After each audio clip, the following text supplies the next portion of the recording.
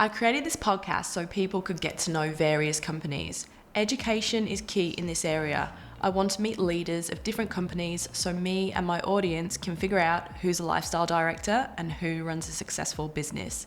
Disclaimer: the information provided is for educational purposes only and is not intended as financial advice. It is important to do your own research and consult with a qualified financial professional before making any investment decisions. Welcome to Oz Stock Chat. The purpose of this podcast is to equip people with the tools to navigate the complex world of stocks and real estate through education. Always education, never financial advice. With me today is DroneSheild CEO Oleg Vornik. Oleg, thanks so much for joining me today. Thank you for having me. Oleg, so tell me, what is DroneSheild?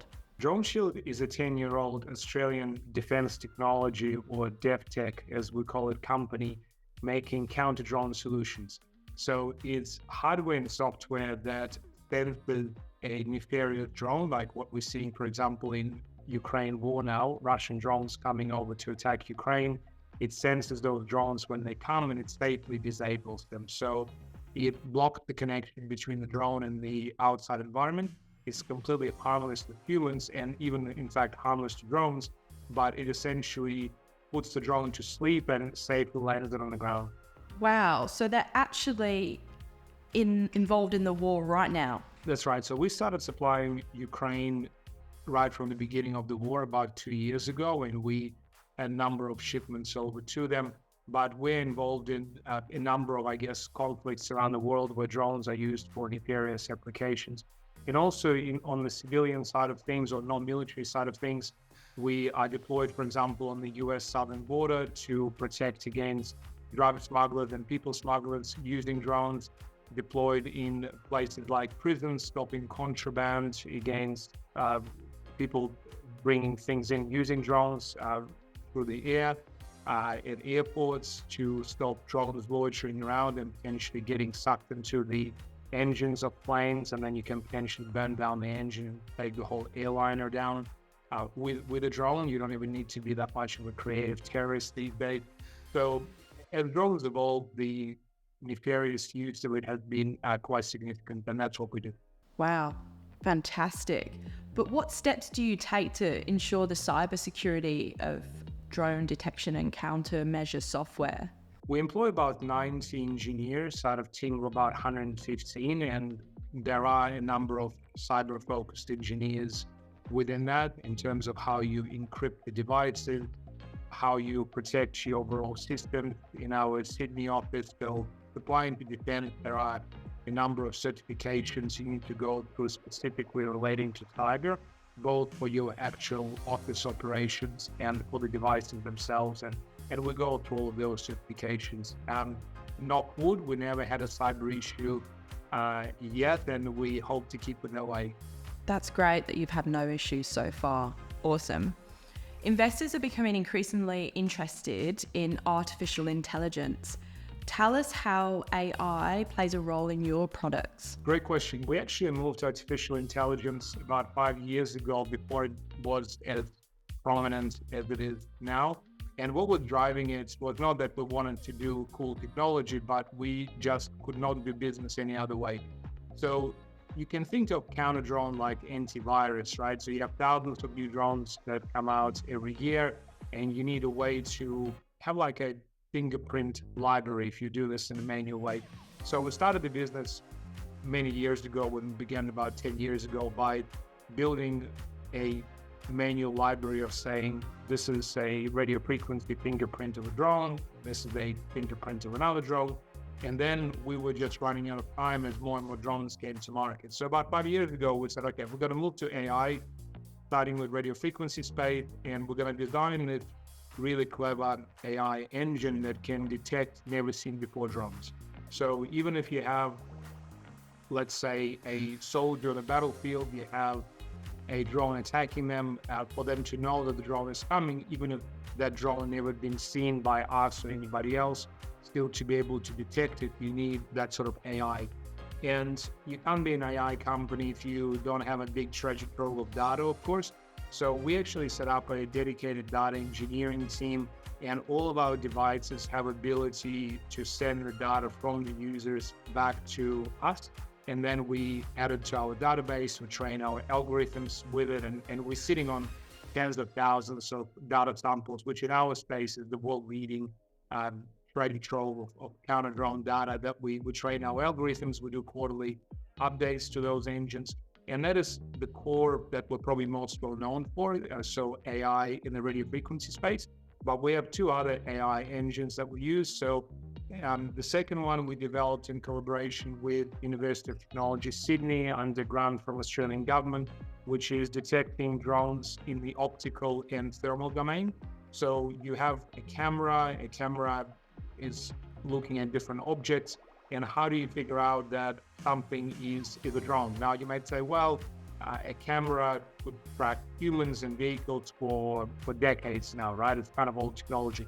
Now the challenge with a drone is that you're looking at dinner plate size object moving at 20 meters a second in 3 dimensions, weaving in and out of complex environments like trees and buildings.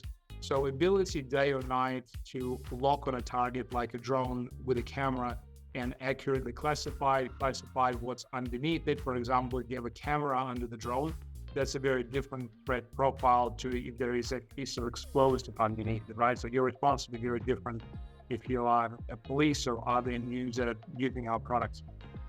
So that AI in computer vision is another big engine that we maintain, and there's a separate AI team running with AI in computer vision.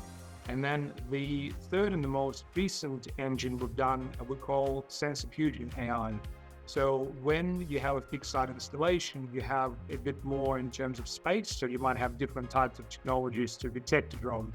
You might have radio frequency sensor, you might have a radar, camera, acoustics perhaps, and you are using all this data together. And in the beginning, we did it in a fairly manual way. So you might have, say, two sensors saying, yes, it's a drone, one sensor saying it's not a drone, and you almost have like sort of a voting process. But we found that it's a fairly inefficient way of looking at it. So instead, we moved to AI-based algorithm, which uses all the data together. And if you think about it in layman terms, it's almost like you have three sensors together in the room, and two say, well, I'm seeing a drone. The other one says, no, I'm not seeing a drone. And then you're basically querying every one of the three saying, can you confirm what you're seeing? Are you sure it's a drone? And that generates much better end result than basically just a simple yes, no from individual sensor kind of approach. I mean, there's a lot of complexity in it, but that's kind of a very simple way of thinking about it. So AI-based counter drone solutions is now something we've been doing for about 5 years. Fantastic. It sounds very much like you're ahead of the curve in the AI space, given that you've been involved in AI for 5 years now. Have you had the opportunity to experience the frontline impacts that your groundbreaking technology is providing? We get a lot of feedback from the end users, whether it's soldiers in Ukraine, whether it's US military personnel giving out direct feedback. And we actually really like it. It goes past just, I guess, emotional, feel good to know that you are helping and saving human lives, but also it goes into continuous product refinement. So we normally do new hardware version of most products we sell every couple of years, and updated software every quarter. So all of that feedback, depending how granular and how specific it is, goes to ongoing refinement of the products. Great. It would be amazing to even just think that it's saving a lot of lives in the war in Ukraine, for example, which a lot of us still forget that that's ongoing. So modern technology is fantastic. One thing I have to ask, which interests me, is the media have covered stories on the risk of drones to commercial aircraft. Can you run me through an example of how a DroneSheild product would respond in this scenario? If you have our sensors deployed in an airport, if you have a drone that comes around the airport perimeter, we can tell you live location of the drone as well as of the drone controller. So you can choose to send security to where the pilot is and essentially arrest the pilot. And that serves as a strong deterrent as well, because one thing is to send a drone to the airport if you are a terrorist or you just don't care. And the worst thing that might happen is you might lose your drone. The other thing to know that an airport has the ability to figure out where you are, and then it will send security and you'll be apprehended. So it's an effective way to stop it as well as a deterrent. And then of course we have our devices that can actually down the drone immediately as well. A lot of people, I think, underestimate the danger to aircraft from small drones. So drone, or shall I say, plane engines have been built to withstand bird strikes, and they're often birds that get sucked inadvertently into the engines of the plane, which is very unfortunate, but the engines can withstand that. However, for a drone with metal parts and lithium-ion battery, if that comes into contact with the blades of the engine, these Rolls-Royce engines you're seeing on Qantas planes, for example, there's been all these studies showing that you got to blow out the engine and take down the airliner. I remember when I was in the States, I was talking to this official from FAA, which is the governing body in charge of the aviation security. And she was telling a story about how when drones first came into the scene, the FAA wanted to test for safety what happens if you throw a drone into the engine, because when engines were coming out earlier, they actually used to test for bird strikes by throwing frozen chickens into those Rolls-Royce engines. And so they said, well, they said to Rolls-Royce, can we borrow some engines to throw some drones in it? And Rolls-Royce said, well, no, we're not giving you any engines because you're just going to blow them up. And I think FAA took the point from that. But yeah, it's quite a significant danger for the aircraft to come into contact when it's flying with drones.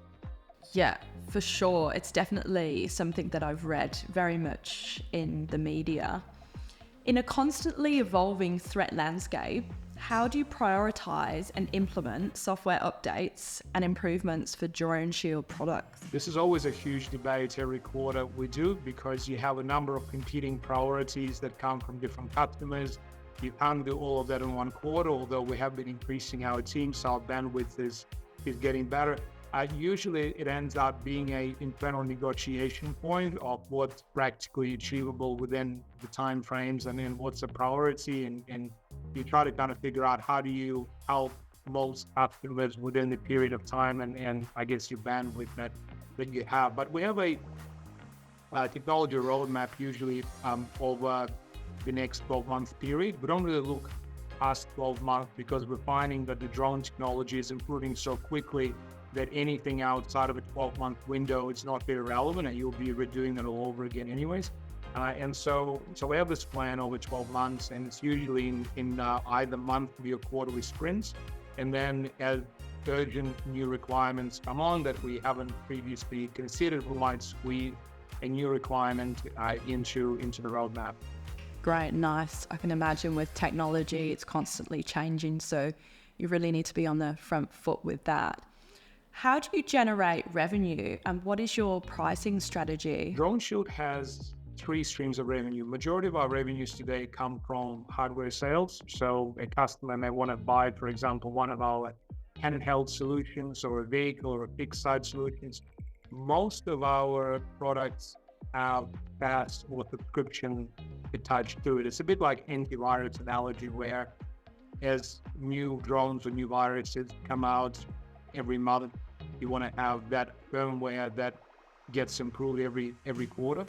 And so we have the upfront sales, we have the streaming SaaS revenue, and then we do a bit of electronic warfare work with the Australian government, a very adjacent space to counter-drone itself, essentially focused on detection of never-seen-before threats. And we have multi-year contracts with the Australian government where we essentially deliver research code to them. Nice work. Government contracts are always a good win. Well, you have had some nice movement in your share price recently. What announcements do you think caused such excitement? Very timely conversation we're having today. So we actually released our 2023 results today. We announced a significant increase in revenues to $55 million. The previous year, 22 revenues were about 17 million.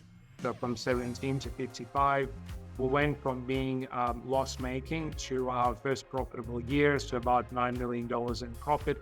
And one of the reasons we're loss-making for so long is we made a very aggressive investment into our technology. But as our sales continue to lift, even with ongoing significant R&D investment, we are starting to be profitable. And my goal is to remain profitable and cash flow positive going forward. Nice. You've answered my next question, which are what are the key milestones DroneSheild has achieved so far? So you've achieved a pretty significant one, but also in terms of your employee milestone recently, can we unpack that a bit? We grew our team from about 50 people this time last year to about 115 people.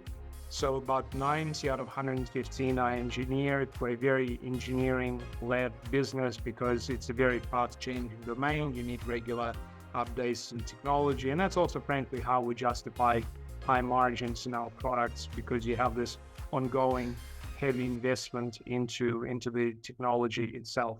So we roughly doubled our team. We have another 15 or so vacancies, which will take us to about 130 people. That consists of mostly Sydney office, plus about 10 or so people in our office in Virginia.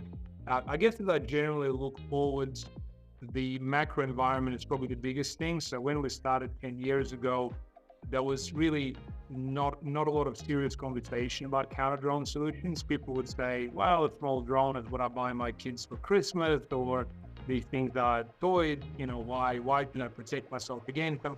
And then probably about 5 or 6 years ago, people started to see drones used by Houthis, for example, bombing Saudi facilities, people delivering contraband to prisons, havoc around airports, all of that good stuff. So with it, our customers started getting serious about buying counter-drone systems. And we're now seeing market penetration still being very low. I would estimate it to be probably less than 1% in terms of customers that need counter-drone solutions versus how many are actually installed today. So we're still in the very early days, despite our significant revenue growth.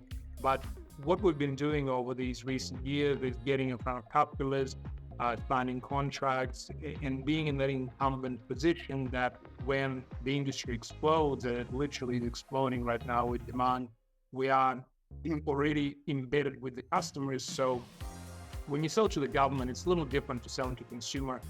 The customers are fairly sticky, so long as you service them and the product performs, they have very little incentive to go elsewhere. So now we're seeing rewards of all of our work over the last several years, and situation in Ukraine, Middle East, and other places is highlighting the need for counter-drone equipment. So macro will continue to drive the demand, and a lot of our focus now is on the operations side of the business to make sure that we can deliver the volumes. Nice. In my head, I can just picture your technology, your drones in a prison setting, and how hard it would be for offenders to smuggle those illegal drugs when you've got this great technology. So it's pretty cool. What can we expect from DroneSheild over the next 12 months? Well, hopefully more sales, more revenue, more profits, more products sold. The technology is going to continue getting more sophisticated as the drones themselves continue to evolve, and we aggressively invest in R&D. We expect our product, to get more and more sophisticated themselves.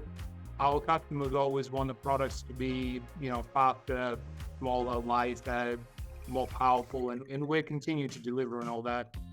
So we are seeing ourselves as an Australian-based but global leader in the counter-drone solutions, and US will continue being our biggest engine of growth, reflective of the defense and security budget in the US, easily dwarfing everybody else.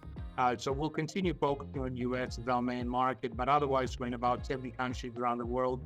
And we're seeing a lot of countries, like for example, in UK, we're fairly active in partnership with British Telecom, picking up demand there as well. And of course, Australia is our home market.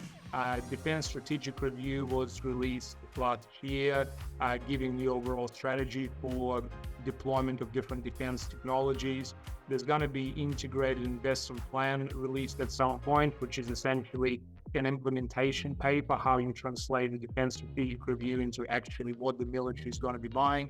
So we look forward to that. And And generally, the focus for a lot of our customers, including military in Australia, is moving away from very large, expensive, exquisite platforms and into unmanned, more distributed, cheaper systems, because that's where modern warfare is moving generally. Nice. So lots on for the next 12 months, and I'm sure shareholders are very pleased with where the share price is now. So congratulations to you and your team, and thanks so much for joining me today. Thank you. Thank you for listening. Remember to follow That Stock Chick on X at OzStockChick. Can't wait for the next episode. Don't forget to follow me wherever you get your podcasts.